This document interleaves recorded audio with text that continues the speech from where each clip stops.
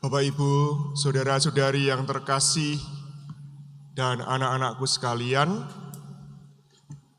kalau kita membaca Injil, kita menemukan ada 4 Injil.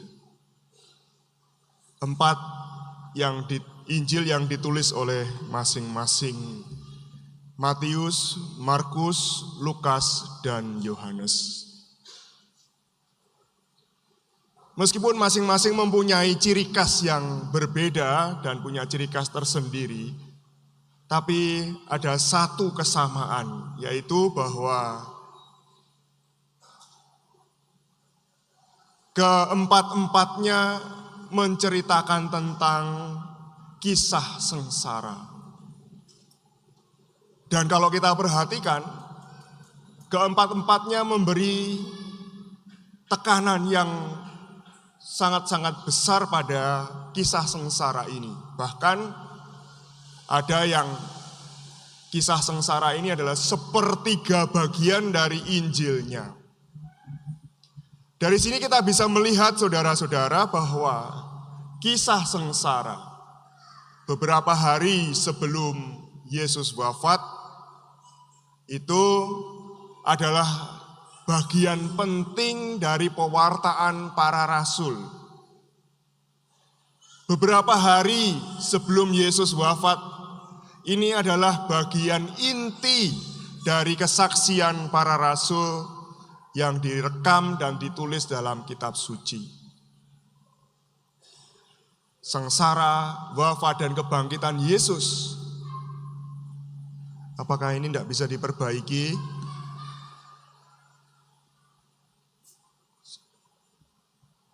Bagian terakhir dalam Injil ini adalah bagian inti dari iman kita.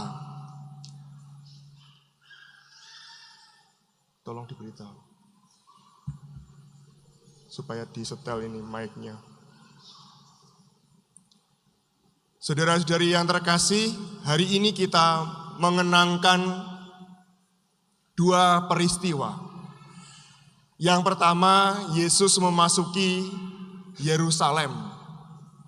Orang dengan sukacita, dengan gembira bersorak-sorai, Hosana, Hosana putra Daud. Mengiringi Yesus, ada yang melepas pakaiannya, ditaruh di jalan, ada yang melambai-lambaikan daun palma dan dedaunan yang lain.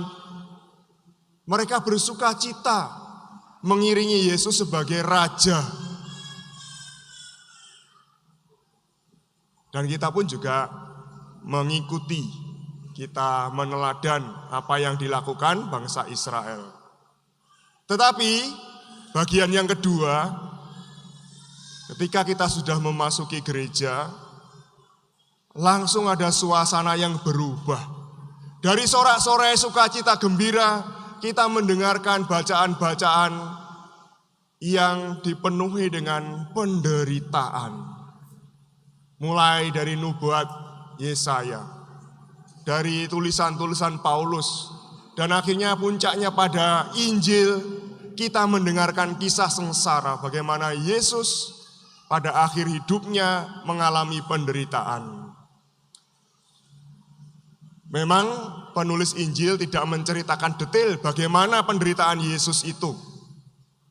Itu kiranya tidak terlalu penting. Pengarang Injil bukan mau mengajak kita terharu, sedih, karena itu hanya perasaan saja. Tetapi jauh lebih penting dari itu, pengarang Injil ingin mengajak kita mengalami misteri kasih Tuhan. 2 bagian yang seolah-olah berbeda, kontras. Yang satunya sukacita, yang satunya itu sedih. Ini bukan sesuatu yang berbeda. Ini merupakan satu rangkaian. Yesus masuk ke Yerusalem karena dia ingin menuntaskan apa yang menjadi tugas perutusannya. Karena ia ingin sungguh-sungguh taat sampai akhir pada kehendak Bapa. Dia masuk ke Yerusalem untuk menggenapi apa yang tertulis dalam nubuat para nabi dan kitab Taurat. Yesus ingin menuntaskan, menyatakan kepada seluruh dunia karya keselamatan Allah, cinta Allah yang demikian besar.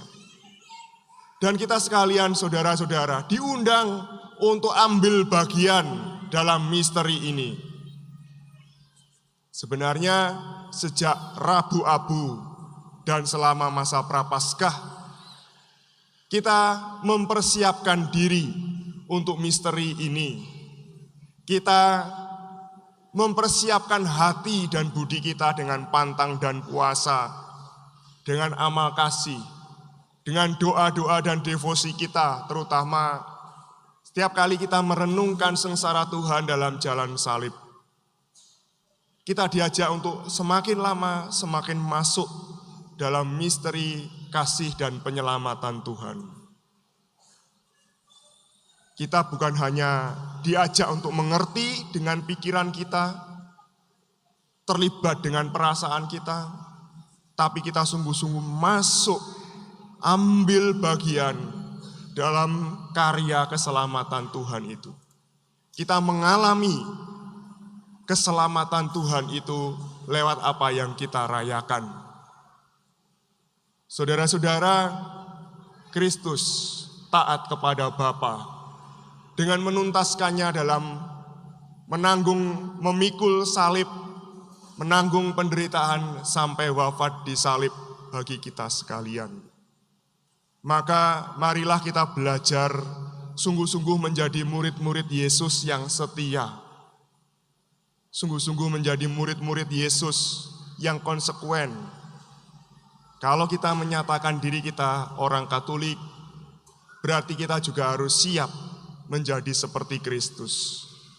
Siap berkorban, siap mencintai sampai akhir. Mencintai bukan sesuatu yang berat. Berkorban bukan sesuatu yang berat. Tetapi lewat hal-hal sederhana, hal-hal kecil dalam hidup kita sehari-hari. Mulai dari keluarga kita. Bagaimana suami istri saling mencintai. Bagaimana orang tua dan anak belajar untuk saling mengerti dan memahami. Berkomunikasi dengan terbuka, jujur, menghargai satu sama lain. Bagaimana dalam kehidupan sehari-hari saya menghargai alam sekitar dan ciptaan. Saya tidak merusak, tapi saya ikut memelihara. Hal-hal kecil seperti itulah cara kita mengikuti Yesus. Setia kepada kehendak Bapa dan siap mengasihi Tuhan dan sesama. Semoga permenungan kita pada hari Minggu Sengsara Tuhan, Minggu Palma ini, meneguhkan iman kita, dan kita dibantu untuk semakin siap memasuki hari raya yang agung, hari raya Paskah kebangkitan Tuhan. Tuhan memberkati saudara sekalian.